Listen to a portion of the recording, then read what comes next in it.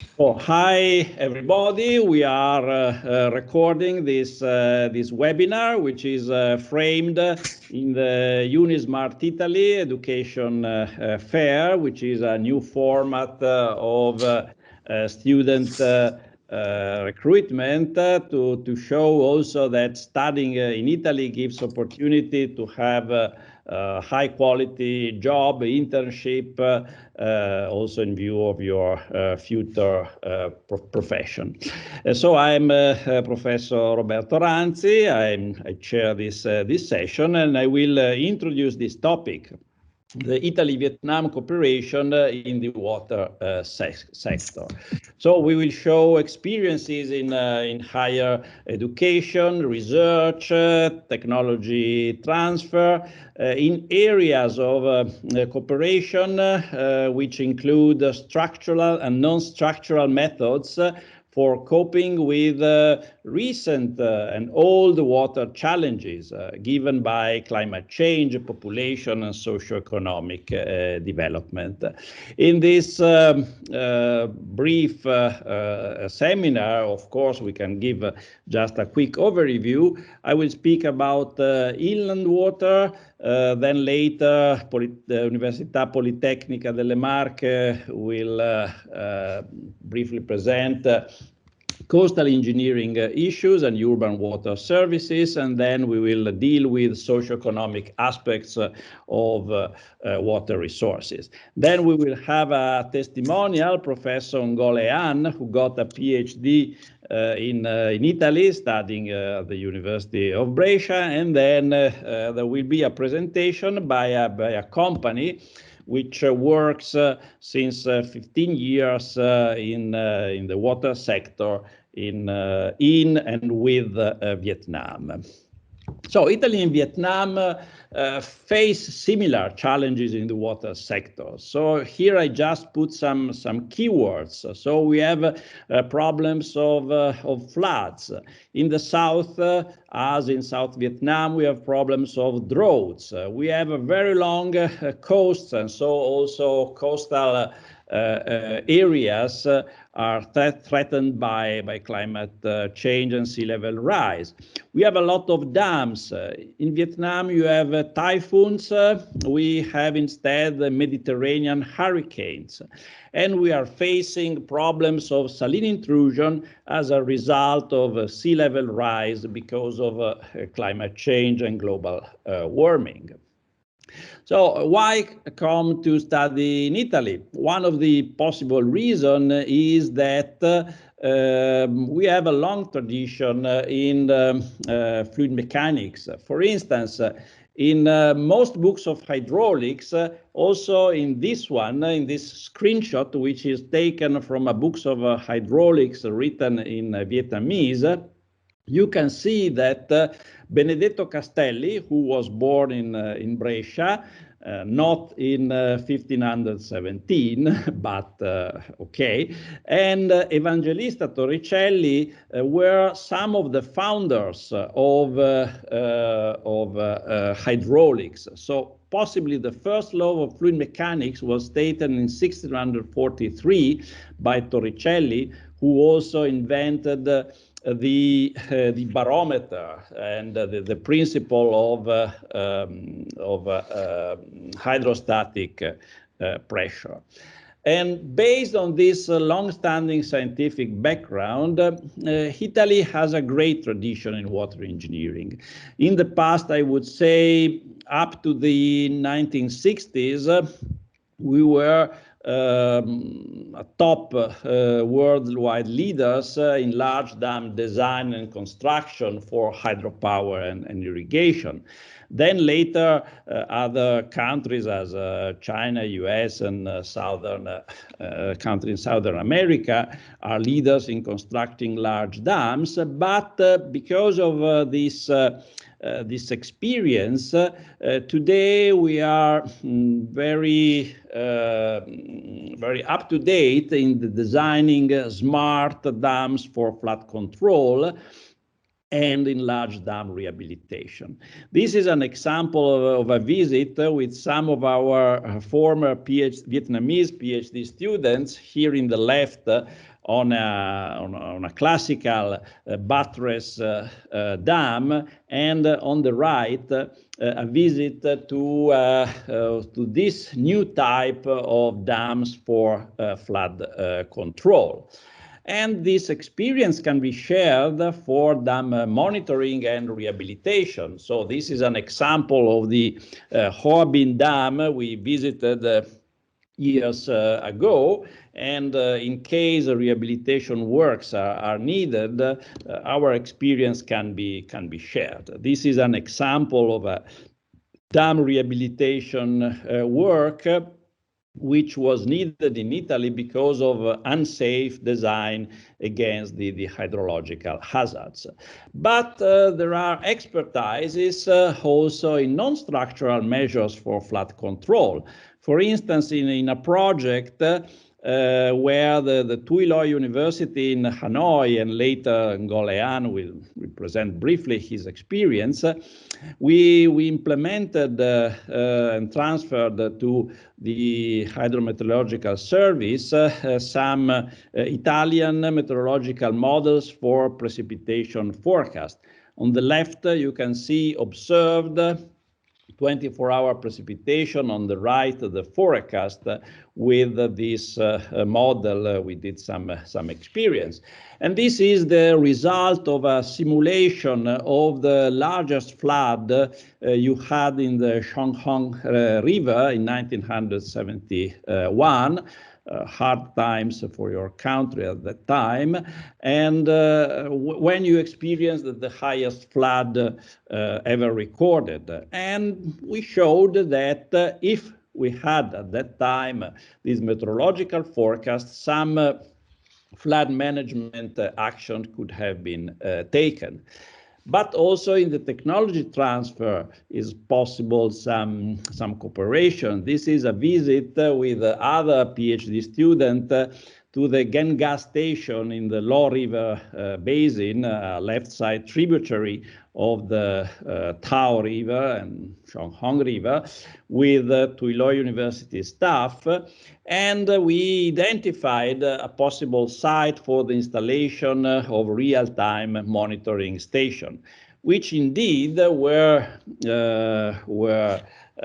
decided to be installed, and they were installed in those sites with this technology transfer project. This is an example of the hardware. But I believe that the most important opportunity you have when coming to Italy is the human resources development. This is an example. I'm very proud of this photograph, which are some of those which are more important for me, where these PhD and one master students who came in Brescia to study, they presented their PhD master thesis at the Van Mieu Temple in Hanoi. One example opportunity, if you come to study, is a 2-year Masters of Science in Civil and Environmental Engineering taught in English language, but a lot of universities offer master programs in civil and environmental engineering sector.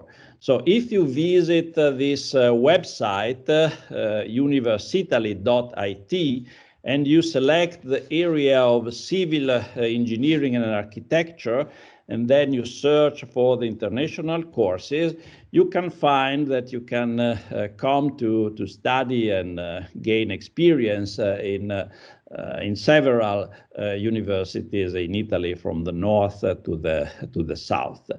These are some of the most important ones, and there are a couple of others.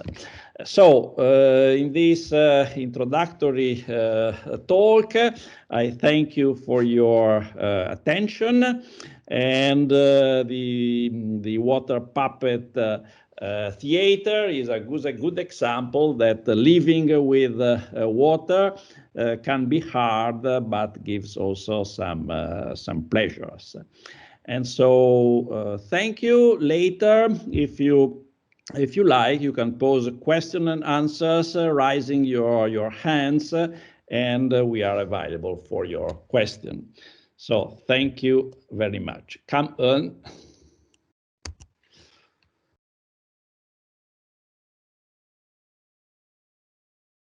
Okay. Okay, now I give the floor to Professor Francesco Fatone, Università Politecnica delle Marche, who will give his speech. Thank you very much, Roberto, for your introduction. You should see my screen right here.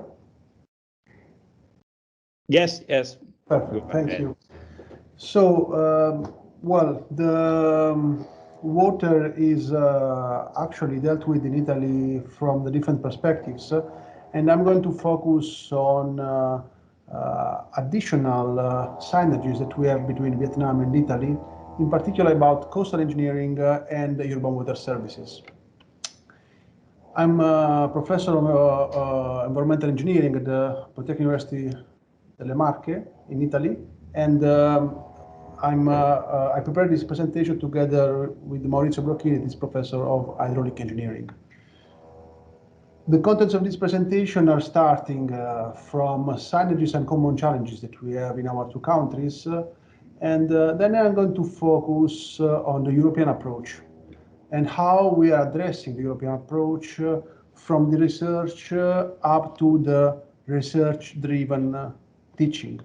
This is our approach, how to bring value into our day-by-day teaching to our students. And finally, I'm going to show some examples of innovation projects in interfaces with water industries, business, and utilities that we are interacting with even within our courses in Italy. So, as was mentioned briefly before, for sure, flooding is a common issue. Here you can see two shots from the hazard maps of southern Vietnam for a 200-year return period, and here you have a 100-year return period where the expected coastline in Italy is expected to go to have major issues in North Adriatic, in Taranto Gulf, in Cagliari, so in the Mediterranean basin. So two different basins, but similar issues. If we move from the coastline to analyze the climate change-induced floods, we see here two examples. One is a village that is submerged in suburb of Hanoi, and this is the city of Senigallia. It's close to Ancona, central Italy, where we are based. And again, estuarine cities are having common issues. So we have to propose and to address similar challenges. Of course, the case of Venice is well known all around the world, and this is also common to many other places in the world. For example, this is an image from the West Citadel that was flooded. So, with all these challenges to face, we are proposing engineering approach to face those challenges very much related to the climate change, but not only. And here you can see an example. So the MOSE project was probably one of the most well-known in the world. This is located in the sea boundary of the Venice Lagoon, and is formed by a series of barriers that are the mobile gates located at lagoon inlets. And as a parallel solution, we can see here the Yangia project that is protecting, even in this case, a site in Vietnam. So common issues, but also common challenges that we are addressing with eco-engineering and advanced engineering. But coastal engineering, of course, is not the only issue that we have in common. We all are having a huge urban development. And the urban water services are an important challenge in Europe, in Vietnam, and all around the world. These data are taken from a presentation from the Vietnam Association of Water Supply and Sewerage, and we can see here how the wastewater treatment, the water supply in urban areas, and also the industrial wastewater treatment that is increasing a lot as issue in Vietnam is requiring a lot of attention. So even in this case, urban water services and sustainable urban water services is a common challenge. In this context, we think that Italy and Vietnam can look for additional common solution. And here you can see an example, because both countries are hosting engineering companies and educational institutions of highest level. Here you see some examples where it's fundamental to have a positive interaction with stakeholders, businesses and industries, and to have technology transfer, but also proper support to the research and teaching, in order to also have a proper teaching, a proper skill update to solve increasing issues. So what we are doing at the Polytechnic University of Marche, we are addressing very much these two main areas in terms of coastal engineering by applying our research results and in using experimental facilities, but also advanced modeling. And in the urban water services, we are very active within the European context and within the International Water Association. So in this case, we are addressing the holistic challenge of urban water services by delivering sustainability. And here you can see an example of pilot tool, because it's important to validate the solutions in real environment. So engineering from the coastal engineering and to the city. Even in this field, you can see the way we are used to work and to transfer our knowledge to students. So here you see a group of utilities that we are collaborating with, a group of industries, European funding projects where we are collaborating with universities, stakeholders and companies from all around Europe within international context. So all this is canalized then, is brought to our students mainly in international courses, and this is an example of environmental engineering course where we are training expert engineers that are able to address issues of coastal engineering, renewable energies, but also water resources, urban and industrial water treatment and water cycle management, in order to finally have the right preparation to address the increasing challenges, but also to be prepared to work in the innovation sector, because by having international research, we can prepare also the innovator of the future. Of course, these courses are spread in Italy because we are a country in the Mediterranean basin. And here you can see examples of the schools of coastal engineering in Italy, and how this is a crucial issue in several universities, not only technical, but also other universities. Finally, the way we are interacting with stakeholders is not only here at university, but we are interacting, for example, in the platform of Ecomondo, that is very much oriented towards the objectives of the European Green Deal. So all this knowledge is interfaced with public stakeholders such as European Commission and ministries, national association and industries in order to finally create the right environment for the future of our students. Thank you very much. Thank you very much, Francesco, for your presentation and also for your perfect timing. Italians are considered to be very talkative, but in this exercise, we are perfect in keeping the time. So I hope that also the next speaker, who is Professor Giovanni Marin from the University of Urbino, Carlo Bo, who will address mostly the socio-economic aspects related to water hazards. So the floor is yours. Thank you, Roberto. I'm a social scientist, meaning that I will take longer. No, I'm joking. I'll try to stick to my time. What I'm going to present you today is a short presentation about some research we do in Urbino and in Italy about a socio-economic assessment of climate-related hazards with a specific focus on the impact of climate on the water system. So the two previous speakers were dealing with technical issues, mainly finding technical solutions to specific problems at the very micro level. In this case, as an economist, I'm mostly interested at the damages coming from climate change through the water system and through economic solutions and tools to solve the problems at the more aggregate level. So we all know that climate change is going to impact our lives very much, and it's also going to create huge economic losses for different reasons. Most of the channels through which climate change will impact our lives will be through water. So the most impacted sector is going to be agriculture, but also other sectors, and mostly through water. The fact is that damages are very unequally spread across different countries, locations, social groups. So an analysis from the socio-economic point of view is crucial to understand who are the losers of climate change and how to compensate them and to mitigate their damages they suffer. So we need to think not only about stopping climate change, or at least slowing down the process of climate change, but also to adapt to the climate that is changing.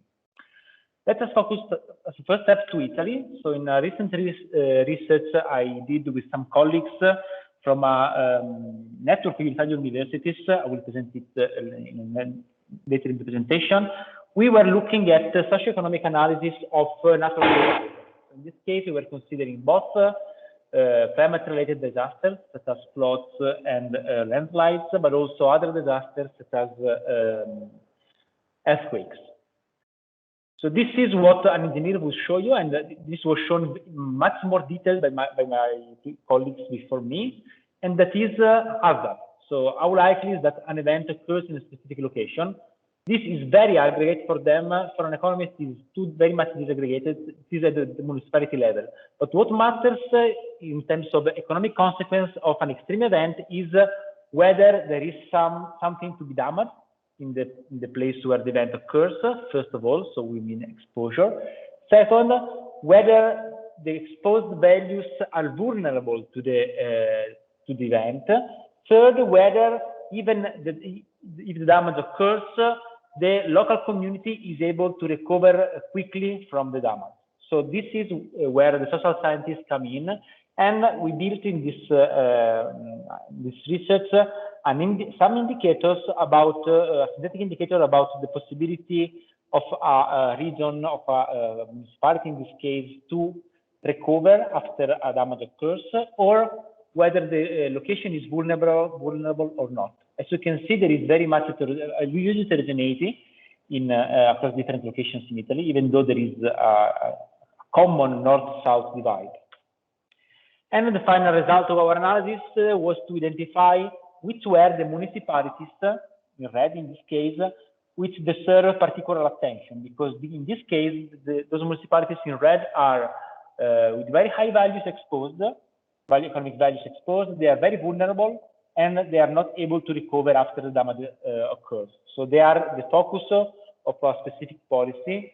And if those areas are also the ones with high hazard, are really hotspots to be treated immediately.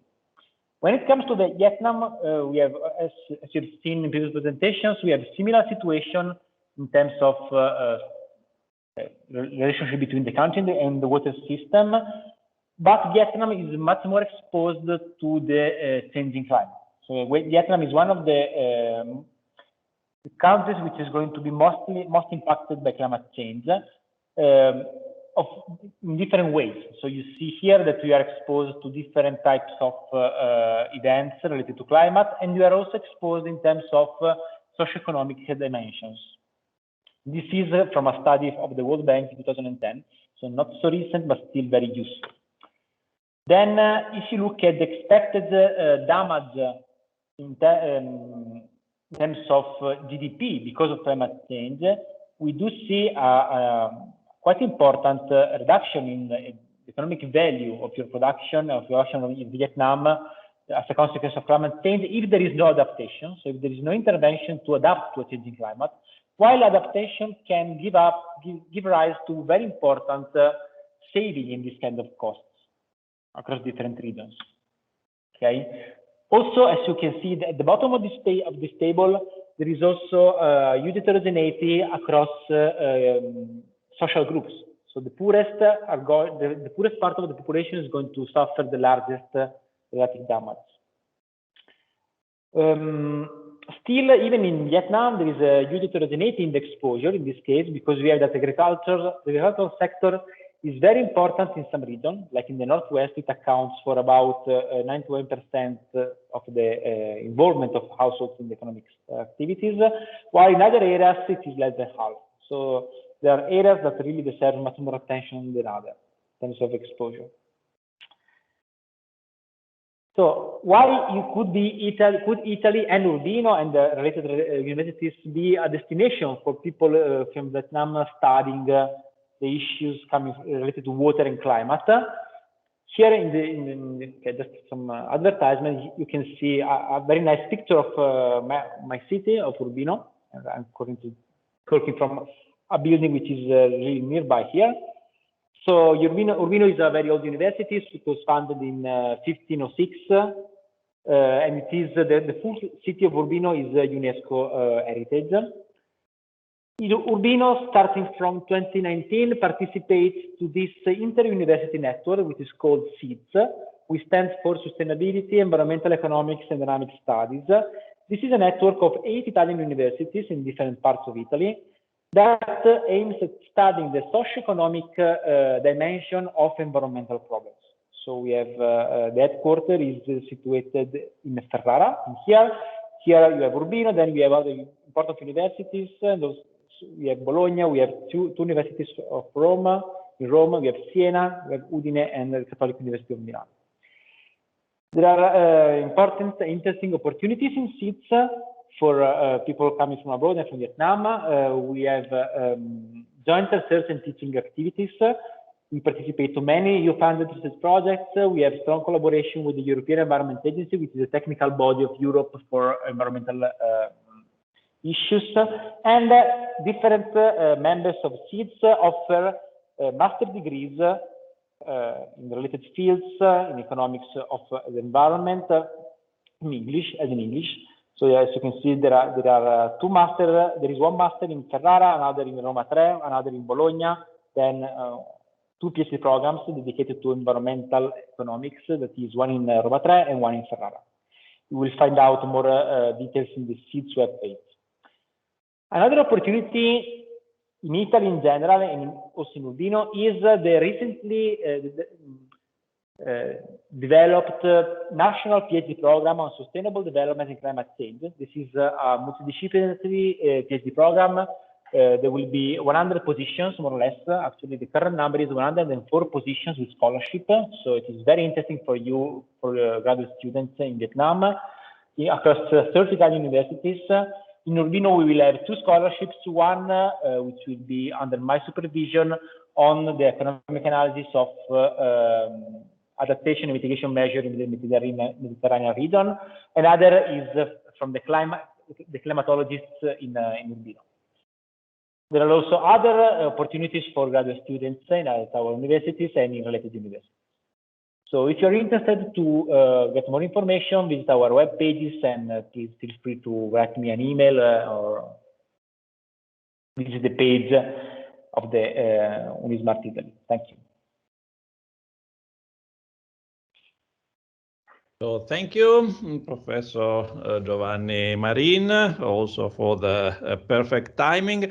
I forgot before to say that if students are interested in knowing more details about the academic offer at the University of Brescia, there is a webinar, an open question and answer session this Friday at 12 a.m. You can find in the UniSmartItaly platform. So thank you so much. So now it is time for a testimonial. So Professor Ngolean, he studied in Italy. He got his PhD, and he can present his student and researcher experience in Italy.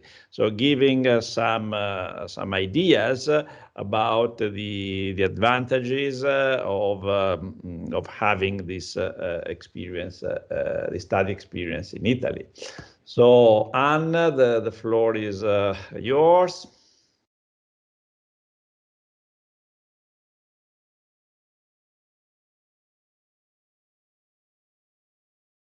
Switch on the microphone. Yes, can you hear me? Yes, perfect. So go ahead. Okay, can you see my slide? Okay. The sign, not. So probably in the bottom left, you have to Okay, let me select again. Sorry. Click the pointer. Oh, sorry. So what happened with my? I'm so sorry.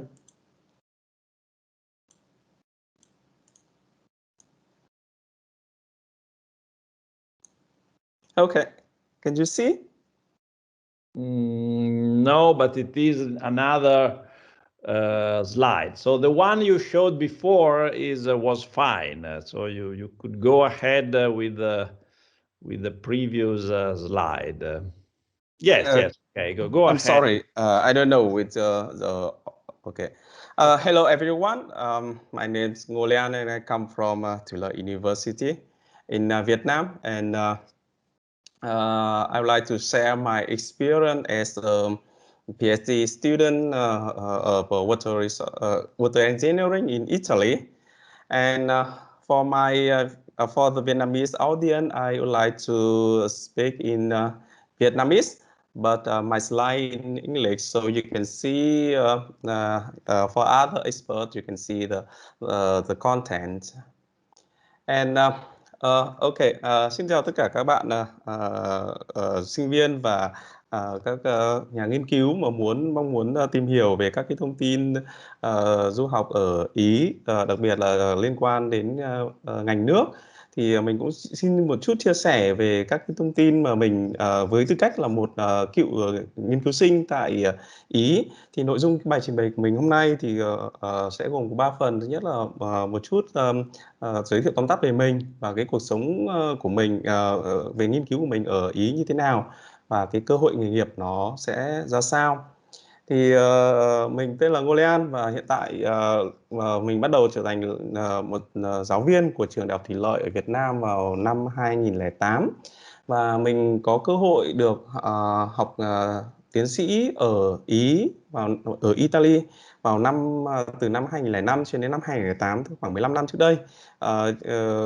Mình học tại trường tiến sĩ tại trường Bách khoa Milan, và cái loại án tiến sĩ của mình thì nghiên cứu tập trung về vấn đề về dự báo lũ ở trên cái hệ thống sông Hồng giữa Trung Quốc và Việt Nam. Và lúc ấy mình nghiên cứu sử dụng một cái hệ thống mô phỏng về khí tượng thủy văn để mà có thể dự báo được lũ. Thì giáo sư hướng dẫn cho mình chính là giáo sư Roberto Ranzi, và đến từ trường Đại học Brescia. Và cái học bổng của mình lúc đó tại thời điểm đấy đó mình có là từ Bộ Ngoại giao của Italia. Và ở tại Italia thì mình đã để mà học và hoàn thành cái luận tiến sĩ thì mình có rất nhiều cơ hội được học ở rất nhiều các cái khóa học khác nhau. Đặc biệt các cái khóa học mà dành cho tiến sĩ thì mình được học tại trường Bách khoa Milan và ở trường Đại học Brescia với rất nhiều các giáo sư nổi tiếng, không chỉ của Ý và cả của các cái quốc gia khác, những giáo sư thỉnh giảng ở các trường đại học khác rất là nổi tiếng ở trong ngành nước. Và đồng thời mình cũng có rất nhiều các cái cơ hội được đi tham dự các cái khóa học ngắn hạn hoặc là các khóa đào tạo ở trong Ý. Ví dụ như các cái khóa học được tổ chức tại Venice trong vòng 1 tuần, hoặc các khóa học ngắn hạn tại trường học Viterbo hay là ở Bologna. Thì trong các cái cuộc khóa học như này thì mình đã được nâng cao trình độ rất là nhiều, đặc biệt là những cái kiến thức chuyên môn liên quan đến cái bài toán nghiên cứu của mình. Đồng thời thì trong cái quá trình học tại Italia, thì trong cái quá trình làm nghiên cứu thì mình cũng đã được tham dự rất nhiều các cái hội thảo khoa học quốc tế, không chỉ ở trong nước Ý mà còn được được tổ chức ở các cái quốc gia khác ở trong châu Âu hay ở châu Á. Ví dụ như là mình đã tham dự các cái hội thảo của AIHS tổ chức tại Ý và cũng tại Áo, hay là AHSA tổ chức tại Venice, Italy, hay là cái hội thảo được quốc tế tổ chức ở Bangkok. Thì thông qua những cái cuộc hội thảo như thế này, mình đã có cơ hội được chia sẻ các cái nghiên cứu của mình với các bạn bè đồng nghiệp. Đồng thời mình cũng có cơ hội được giao lưu học hỏi và kết nối với cả các chuyên gia, các giáo sư, các đồng nghiệp ở quốc gia khác trên thế giới. Khi học tiến sĩ ở Ý thì mình cũng có nhiều cơ hội được tham gia, được đi thực địa, được đi thực tập. Mình được đến tham quan các cái công trình rất là nổi tiếng về thủy lợi. Thì như giáo sư Ranji cũng đã trình bày ở trong cái phần đầu tiên của cái buổi ngày hôm nay, thì cũng có nói rằng là nước Ý là một trong quốc gia rất là nổi tiếng, đặc biệt trong các bài toán về liên quan đến thiết kế các cái đập lớn phục vụ cho quản lý và khai thác tài nguyên nước, phòng chống thiên tai. Thì mình cũng đã được đến tham quan rất nhiều các cái công trình thủy lợi về đê điều, về đập ở Ý, như trong một số các hình ảnh trên. Đồng thời mình cũng có cơ hội được đến tham quan và thực tập tại một số các cái viện nghiên cứu ở trong nước Ý, và cũng được đi tham quan một số các cái công ty tư nhân liên quan đến ngành lĩnh vực tài nguyên nước. Đó là tất cả những cái gì mình muốn nói rằng là cái việc mà học ở Ý thì cái cơ hội được học, được giao lưu với cả các cái chuyên gia, giáo sư nổi tiếng, những người rất là giỏi và rất là nhiều. Đồng thời thì cái môi trường học ở Ý thì không chỉ có học, không chỉ có nghiên cứu, mình cũng được sống trong một cái môi trường đa văn hóa. Có rất nhiều các sinh viên quốc tế đến, họ học các cái khóa ngắn hạn, hay là họ cũng là các cái PhD student giống như mình. Họ đến từ các cái trường đại học khác ở trên thế giới, không chỉ từ châu Âu mà đến từ châu Á, châu Phi và có cả Mỹ. Mình đã được có cơ hội được gặp rất nhiều các bạn bè quốc tế ở cái nơi mà mình nghiên cứu. Mình cũng được trải nghiệm rất nhiều các cái văn hóa đến từ nhiều nơi thông qua các cái hoạt động được tổ chức thường xuyên của các cái trường đại học ở Ý. Và các bạn cũng chắc cũng biết thì Italy cũng là một quốc gia có một cái lịch sử rất là lâu đời và rất là lịch sử và cả văn hóa rất là giàu văn hóa. Và họ có rất nhiều các cái công trình, có rất nhiều các cái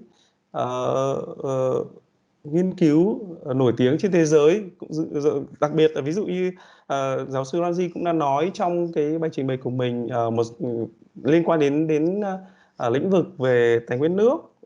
Có rất nhiều các giáo sư, có rất nhiều các chuyên gia người Ý, họ đã có những cái phát minh, họ có những cái khám phá mà đóng góp rất lớn cho nhân loại.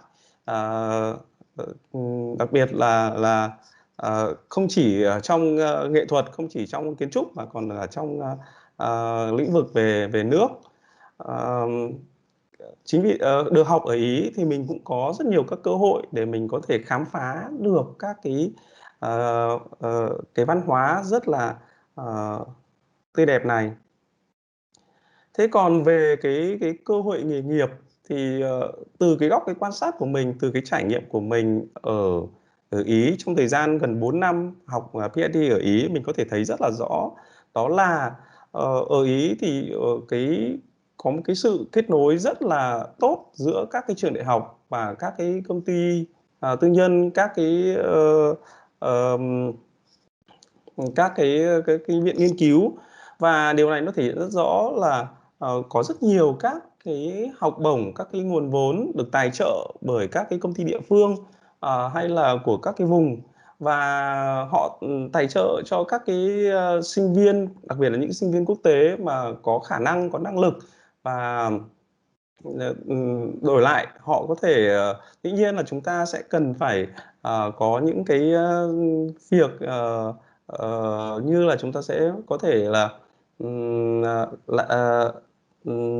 nói thế nào nhỉ? Giờ chúng ta sẽ có thể làm việc với họ trong khoảng thời gian, đúng không ạ? Và cái cơ hội để mà có thể được thực tập tại các cái công ty tại Ý hay là các cái viện ở Ý thì mình thấy rằng rất là nhiều. Ở Ý cũng có rất nhiều các trường đại học của Ý thì cũng có sự liên kết rất là mạnh với cả các cái trường đại học khác ở châu Âu. Thì điều này nó thể hiện ở chỗ là cái việc mà các cái exchange student giữa các cái trường đại học ở châu Âu ấy, là họ có thể gặp rất là nhiều, và cái cơ hội để chúng ta có thể học ở những cái trường có thể sang học ngắn hạn ở các cái trường đại học khác là rất là nhiều, và chúng ta có thể dễ dàng được chia sẻ các thông tin, chia sẻ các cái hội thảo, tham gia các hội thảo vân vân. Và tiếp theo đó là cái cơ hội để mà thể tìm được cái nghề nghiệp sau khi mình tốt nghiệp tại Ý, mình thấy cũng khá là cao. Và mình có thể giải thích một chút là sau khi cái lợi ích của mình sau khi mình đã học xong ở Ý, sau khi mình đã lấy được bằng tiến sĩ ở Ý, thì sau khi mình tốt nghiệp đại học ở Việt Nam và mình có cơ hội được sang Ý để làm tiến sĩ, thì khi tốt nghiệp ở Ý thì ngay khi trở về Việt Nam thì mình đã được nhận làm giảng viên của trường đại học Thủy lợi vào năm 2008. Và sau khoảng 1 năm công tác thì mình có cơ hội được thăng chức trong nghề nghiệp đấy, và mình đã trở thành là phó bộ môn về liên quan đến thủy văn. Và sau đó thì đến năm 2011 mình đã có các cái cơ hội để mà tham gia các cái nghiên cứu, tham gia các cái lĩnh vực về đào tạo liên quan đến quản lý lũ và giảm nhẹ lũ của Ủy hội sông Mekong Tuế. Và sau đó đến năm 2013-14 thì mình đã có cơ hội để mà trở thành một postdoc cho một cái chương trình nghiên cứu về liên quan đến biến đổi khí hậu ở UNESCO ISE vào năm 2013-14. Và trong cái quá trình đó đến năm 2016 thì mình được nhà nước công nhận đạt chuẩn phó giáo sư và trở thành phó giáo sư của trường đại học Thủy lợi vào năm 2016. Thì từ khi mình tốt nghiệp đến giờ thì mình thấy rằng là cái năng lực, cái chuyên môn của mình đã được phát huy rất là nhiều, và mình đã có rất nhiều cơ hội để tham gia rất nhiều các cái dự án nghiên cứu không chỉ trong nước mà với cả các chuyên gia quốc tế đến từ Ý hay là từ Hà Lan hay New Zealand vân vân. Tức là có rất nhiều các cái cơ hội, và mình nhận thấy rằng cái cơ hội đấy nó đến từ chính cái năng lực của mình và do được đào tạo tại Ý, và nó góp phần cho mình có đủ trình độ để mà có thể tham gia được các cái dự án như vậy. Và đối với bản thân Ý thì đối với bản thân đối với Italia thì mình cũng đã được có cơ hội được tham gia 2 cái dự án nghiên cứu lớn cấp nhà nước về một cái nghiên cứu đầu tiên được thực hiện vào năm 2006 đến năm 2008 liên quan đến hệ thống dự báo lũ ở trên sông Hồng, và một cái dự án thứ hai được thực hiện khi mình đã ở Việt Nam đó từ năm 2010 đến 2012 về cũng liên quan đến dự báo lũ cho hệ thống sông Cả. Và hiện nay thì mình đang có cơ hội hợp tác trong một cái dự án liên quan đến quản lý tài nguyên nước cho hệ thống sông Hồng. Và đấy là những các dự án nghiên cứu mà mình đang hợp tác với cả Ý. Thì qua các cái bài trình bày này mình muốn tổng kết lại một chút rằng là từ cái góc nhìn của mình là một cái cựu sinh viên, cựu nghiên cứu sinh ở Ý, mình nhận thấy Italia là một cái quốc gia có cái chất lượng đào tạo về giáo dục rất là tốt, và cái cơ hội để chúng ta có thể tìm kiếm được các cái học bổng và các cái nghề nghiệp ở Ý sau khi mình là rất là cao. Dĩ nhiên thì nếu mà muốn làm việc ở Ý thì chúng ta cái việc mà chúng ta biết được cái ngôn ngữ của họ, biết được cái ngôn ngữ Italia cũng sẽ là một cái lợi thế rất là lớn để chúng ta có thể xin được việc ở đây. Tiếp theo đó, một cái lợi thế khác không thể phủ nhận khi mình học ở Ý, đó chính là cái chi phí để học ở chi phí sống và học ở Ý khá là rẻ nếu như chúng ta so với cả các quốc gia khác ở châu Âu và ở Mỹ. Thì với các cái học bổng có được ở Ý thì nói chung mình tin rằng là nó giúp cho các bạn hoàn toàn có thể yên tâm để có thể sinh sống được và học tập được một cách ổn định tại Ý, và thậm chí là có cả đôi chút kinh phí để có thể tham quan du lịch ở Ý được. Và cuối cùng mình thấy rằng là cái cơ hội để phát triển nghề nghiệp từ góc nhìn của mình, từ cái chính bản thân mình nhận thấy là nó sẽ rất là tốt.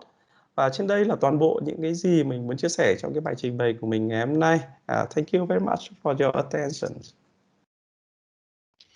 So thank you, Anne, for your review of a long period of cooperation between your university and Italy, which gave also to you the opportunity of your career. So now we will move to the next speaker, which are the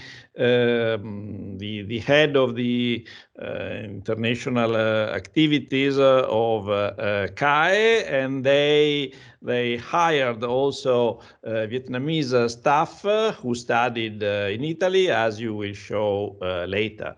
So the floor is to Mr. Guido Bernardi. So. Thank you very much. Let's select the presentation. Hopefully, do you see the presentation now? Yes. Thank you. Basically, I'm very proud to be invited as a CAE company into this seminar, because I believe we can represent to all the students an example of how a small medium enterprise from Italy can work in Vietnam, in this case, our case history. And I think through our success story, we can also give some suggestions or some offer some new points of view toward the career which can be in front of a student after studying, for example, in Italy. Italy is a country where most of the companies are small or medium-sized, and the economy is based on small, medium-sized company, similar or even smaller to CAE. CAE is the company here in the picture. It is based in Bologna. Bologna is a town not too far from the factories of Ferrari, Lamborghini, and a lot of companies producing equipment for packaging industry. Somehow we share with all these industries the mechanics and electronics competencies. So most of our specific skills are related to mechanics and electronics, actually, even though our mission is very much focused on all the topics discussed until now by the speakers before me. Our mission is to contribute to creating a world that is more prepared to the risks that communities face with regards to multiple natural events. So basically, CAE delivers effective systems for real-time monitoring, decision-making support, and alerts during emergencies. We have a staff of 108 people. I would like to highlight that we have about 30 engineers hired in our company. We are a family-owned company, and the 4 founders established this company over 40 years ago, and they were all of the 4 electronic engineers.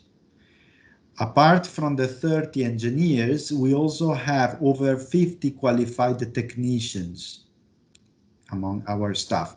Our R&D department hires 16 staff. Which types of natural hazards our system are studied to mitigate? First of all, risk due to extreme weather events, such as heat waves, offshore monitoring, coastal monitoring, and intense precipitations.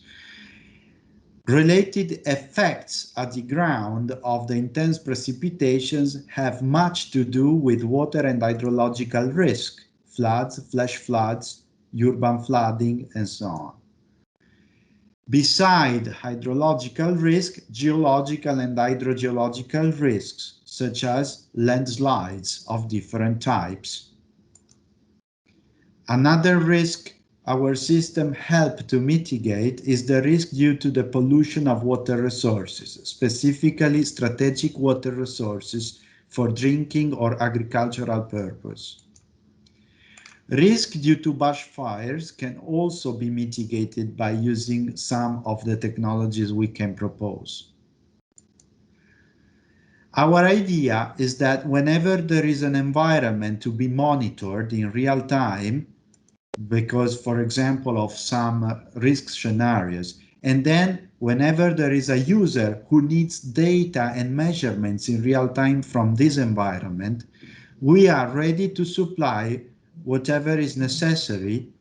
For example, first of all, the multi-hazard, as we call it, monitoring stations designed and equipped with all the specific sensors specifically needed for that scenario. All the software and the hardware at the remote control unit, so to make able the users to see and use data measured, and of course all the telecommunication technologies in the middle. Most of the time we design system with multiple telecommunication technologies. Redundancy is useful to maximize the number of data measured and transmitted to the users. So, for example, using satellite and radio, or radio and UMTS 3G or 4G or 5G now, technology can be a good solution. What do we do in order to deliver these systems? Basically, everything which is needed. Conception and development, as we saw, it is a project design, but also research and development, production of most of these items, design of the specific installation sites, installation and startup, maintenance, and other specialized services. Basically, we deliver complete turnkey real-time monitoring and early warning systems, and we guarantee data availability and not only the individual products. In Italy, we are the leader for this market. Every dot on this map is a station under maintenance by CAE. We deliver many more than these dots, but we are currently doing the maintenance of these systems. But we also work in a lot of countries, especially in the latest 3 years, in the last 3 years. We've been working in several international markets, from Tajikistan, Kyrgyzstan, Peru, Republic of Serbia, Maldives. But I have to say our main market since over 15 years ago has been Vietnam. We started to promote our capabilities in Vietnam since 2004, maybe even earlier. This is our former vice president, unfortunately passed away 1 year ago. He used to open the market in Vietnam. He spent a lot of efforts and time in the country to promote our technology and services.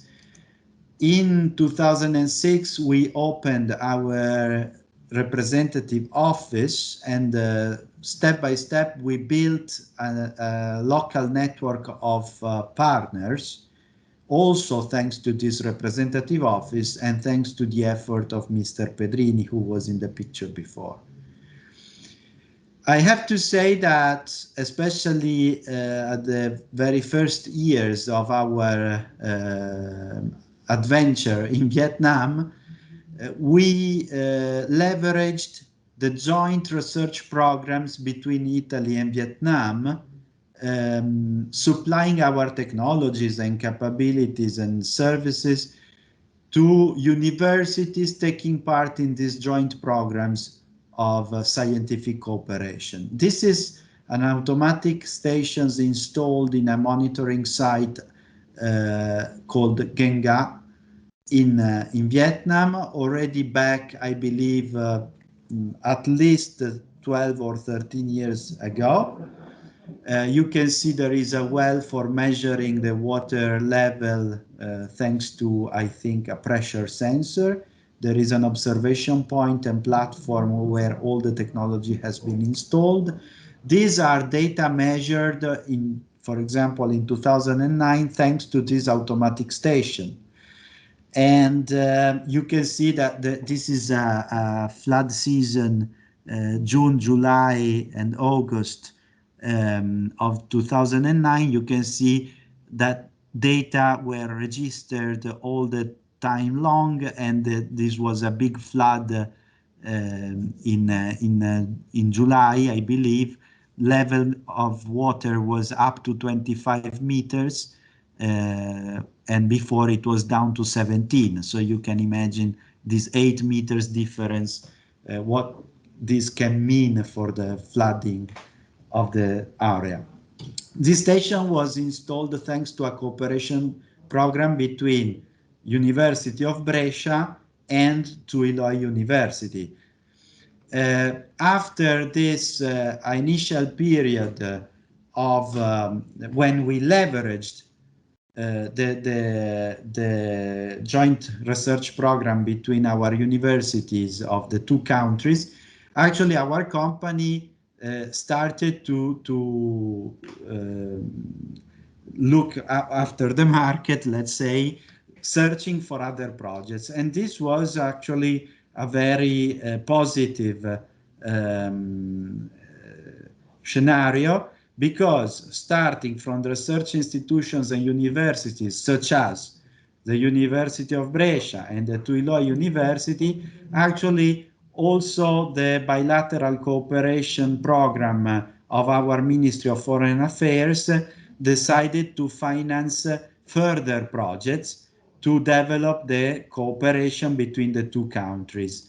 And these projects basically were the good scenario for CAE to start doing big implementation projects in Vietnam, be more appreciated by the local institutions in charge of flood mitigation.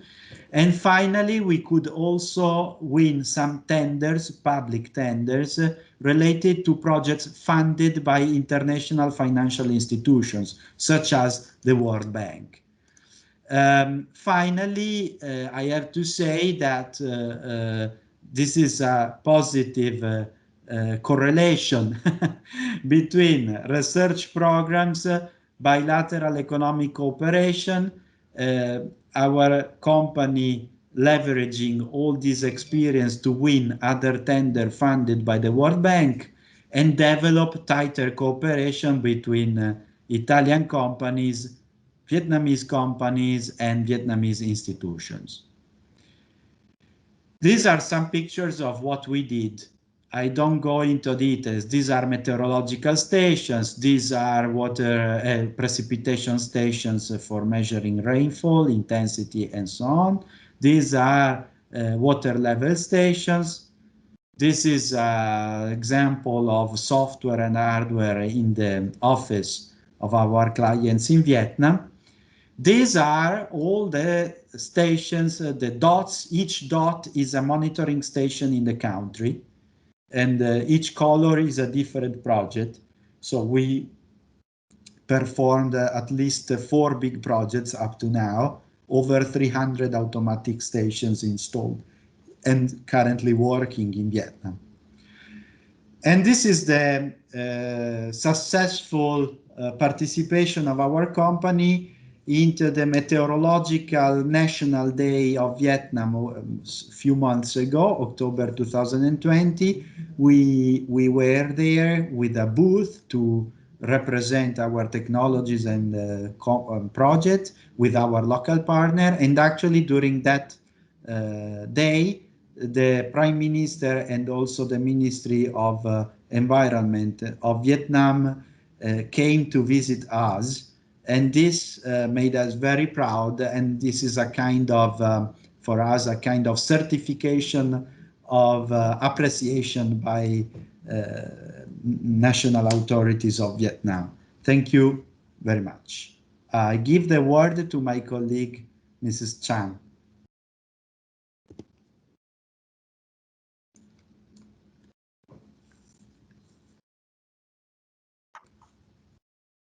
Thank you, Guido.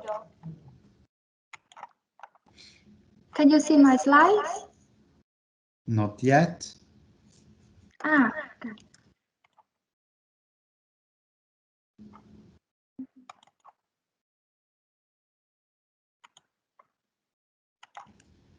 Now, yes. Okay, good. So hello everyone, my name is Trần Thu Trang. It's my pleasure to be here in UniSmartItaly to share about my study and work in Italy. As I agree with Prof. Ramsey, so my talk will be in Vietnamese. Xin chào các bạn, mình là Trang, mình tốt nghiệp ngành thạc sĩ. Mình tốt nghiệp thạc sĩ ngành tư vấn và quản lý doanh nghiệp tại Đại học Unimore, Ý. Và hiện tại thì mình đang sống và làm việc tại thành phố Bologna. Và hiện tại thì mình đang làm việc tại bộ phận kinh doanh quốc tế của công ty CAE. Về lý do mà mình lựa chọn Ý làm địa điểm du học thì vào năm 2015 mình nhận được học bổng toàn phần của trường Unimore, bao gồm học phí và chỗ ở. Ở Ý thì có rất là nhiều loại học bổng khác nhau, ví dụ như là học bổng của trường, học bổng của chính phủ, học bổng vùng vân vân. Khóa học của mình thì hoàn toàn bằng tiếng Ý. Đây là sự lựa chọn riêng của cá nhân mình, bởi vì là mình muốn thực sự là hòa nhập với nền giáo dục, với văn hóa địa phương và để nâng cao khả năng xin việc sau khi tốt nghiệp. Ở Ý thì sinh viên có thể làm thêm tối đa là 20 giờ một tuần. Trong quá trình học thạc sĩ tại Ý thì mình đi làm thêm các cuối tuần tại nhà hàng Nhật. Ngoài ra thì các bạn sinh viên Việt Nam thì thường đi làm tại các hỗ trợ hoặc là đi làm thêm cho thư viện của trường. Nhìn chung thì chi phí sinh hoạt tại ở Ý thì khá là rẻ so với các nước khác, và hiện nay thì cộng đồng sinh viên Việt Nam tại các thành phố thì ngày càng lớn mạnh. Các bạn có thể tham gia các hội nhóm để học hỏi và chia sẻ kinh nghiệm. Đây là hình ảnh của hội sinh viên Việt Nam tại Modena và Reggio Emilia. Một vài năm trước thì bọn mình tổ chức Tết Việt Nam và có mời tất cả các bạn sinh viên của ký túc xá tham dự. Về cơ hội làm việc tại Ý thì Để khi mà chuẩn bị luận văn tốt nghiệp của mình thì mình xin được thực tập tại công ty KE. Đây là một trong số rất là ít những công ty mà thời điểm ấy thì mình được biết là có quan hệ hợp tác với Việt Nam. Rất là may mắn là lúc đấy là công ty vừa nhận một dự án lớn tại khu vực Nam Trung Bộ của Việt Nam. Mình hỗ trợ cho công ty một phần về hợp đồng về thuế, và sau khi tốt nghiệp thì công ty nhận mình làm trợ lý cho dự án này. Ngoài ra thì cùng thời điểm ấy thì mình có tìm hiểu thêm các cơ hội xin việc khác, nhưng mà như là một kế hoạch dự phòng thì mình có nộp CV cho một trung tâm giáo dục của thành phố, và sau đấy thì được nhận làm phụ trách mảng truyền thông và thư viện. Sau một năm sau khi tốt nghiệp thì mình làm đồng thời cả hai công việc này. Với mình thì lúc ấy mục tiêu chính của mình đấy là nâng cao khả năng tiếng Ý để có thêm kinh nghiệm làm việc, và cuối cùng thì mới là lương. Về chia sẻ của mình khi làm việc ở KE là công ty vừa và nhỏ của Ý thì có rất là nhiều thuận lợi cũng như là khó khăn. Mình có thể thử sức ở nhiều vị trí khác nhau, ví dụ như là mình có thể làm trợ lý dự án, vừa có thể làm hỗ trợ marketing, hoặc là làm ở bộ phận kinh doanh. Nói chung là multitask. Sau một năm làm việc tại KE thì công ty có offer cho mình làm nhân viên chính thức của bộ phận kinh doanh quốc tế. Do vậy thì là mình không chỉ riêng phụ trách ở thị trường Việt Nam mà còn làm việc ở các thị trường khác. Một vài chia sẻ của mình với các bạn đấy là các bạn có dự định muốn du học tại Ý thì các bạn nên chuẩn bị trước về kiến thức và tinh thần. Các bạn nên chuẩn bị vốn tiếng Anh và có thể là học thêm tiếng Ý. Và riêng với các bạn mà muốn thử sức làm việc, tìm việc sau khi tốt nghiệp thì các bạn nên trước khi tốt nghiệp thì các bạn nên tìm hiểu các cơ hội để làm thêm hoặc là thực tập. Và cuối cùng đấy là chuẩn bị một CV cho riêng cá nhân mình. Tùy thuộc vào đặc tính của từng công việc hoặc là từng công ty thì các bạn nên tự làm một cái CV để thể hiện khả năng sáng tạo của mình. Ví dụ như là sau khi tốt nghiệp ở Ý thì thực ra là mình chẳng có cái kinh nghiệm làm việc gì để viết vào CV cả. Năm 2018 thì khi ấy mình nộp CV cho trung tâm giáo dục của vùng của thành phố, thì để thể hiện cái khả năng sáng tạo của mình thì mình có thể thể hiện bằng hình ảnh thay vì bằng ngôn ngữ. Khi đi phỏng vấn thì hội đồng họ tò mò, họ muốn hỏi là thế cái này có nghĩa là gì, cái này có nghĩa là gì, thì mình nghĩ thì đấy cũng là một trong những cách để bạn có thể gây ấn tượng với bên tuyển dụng. Và cuối cùng thì về cuộc sống ở Ý thì Ý và Việt Nam có văn hóa khác nhau, tuy nhiên thì có rất là nhiều điểm tương đồng. Mọi người thường hay đùa là Việt Nam là Ý là Việt Nam của châu Âu. Đây là câu chuyện của cá nhân mình. Mình hy vọng là các bạn có cơ hội được đến và được biết câu chuyện của các bạn tại Ý, và hẹn gặp các bạn tại Ý vào một ngày không xa. And that's the end of my talk. For any questions, you can contact me here. You can find my contacts here, and thank you for your attention. Okay, so thank you, Chang. So I'm very glad we are just a little bit late, but no problem if some of the attendees would ask some questions. I see that there is Wong Pham or there is Huang Jianyuan. And so you are free to raise your hands, and I can give to you the possibly I can give to you also the floor if you like, if you raise your hand. Okay, so Wang Pham, so I upgrade you to speaker so that you can speak and pose a question.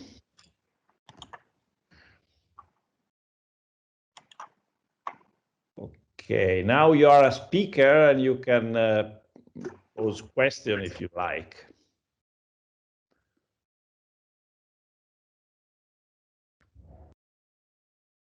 Switch on your mic. Sorry, can you hear me now? Yes, we can hear you. Yes. Yes, so good afternoon, everybody. So actually, my speech here is not like the question, but I would like to thank you to everybody to organize this event. And from my side, I'm currently a postdoc here in Ca' Foscari University. And also I'm former student from Twila University or from Water Resources University. So it's very nice to hear the story from Berlin. No, so I think I heard a lot of story about Professor Roberto Ranzi because I was a friend of the student. I know some friend from Brescia, and from the presentation, I interested in the presentation of Professor Giovanni Marin because actually now I'm currently working in CMCC, stand for Mediterranean Center on Climate Change. So actually we are doing something similar like with the climate risk index and so on. So it was very interesting to talk about like the socio-economic aspect of risk and the concept of indemnity. So I think I get in touch with Professor Giovanni Marin for more information and also from what you presented before.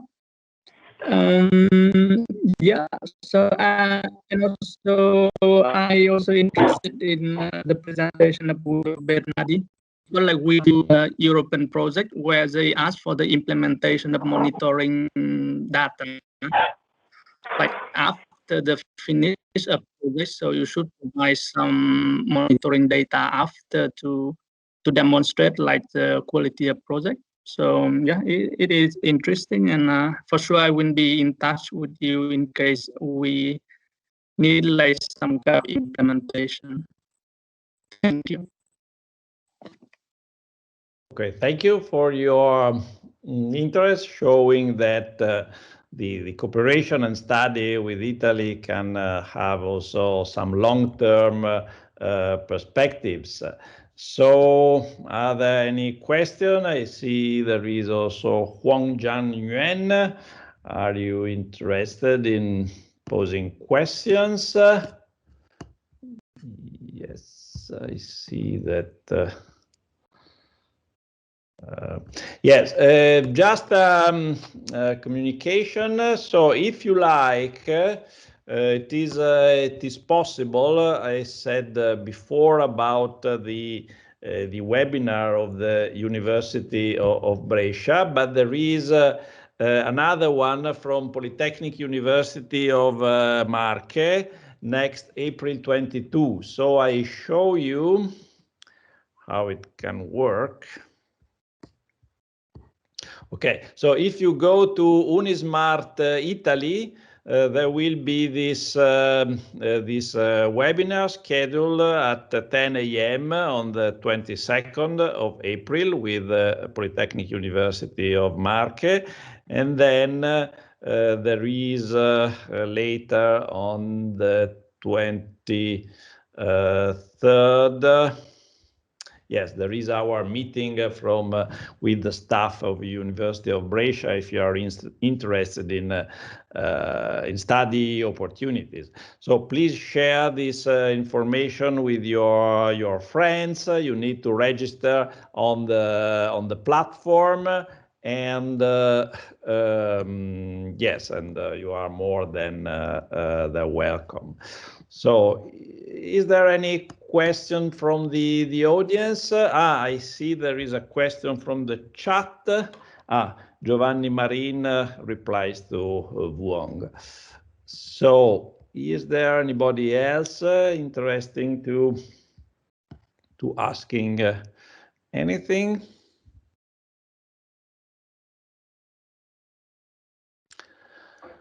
So, I believe if not, we are very thankful to the speakers. and to the attendees, to the organizers from the Italian chambers of Commerce and the Italian Conference of Rectors and the Italian Ministry of Foreign Affairs, who organized this webinar, which is a new format we tested here, and possibly we will yes, offer also in the future. So thank you so much. We will do a group photo. I try to see if it works. Okay. So switch on your camera.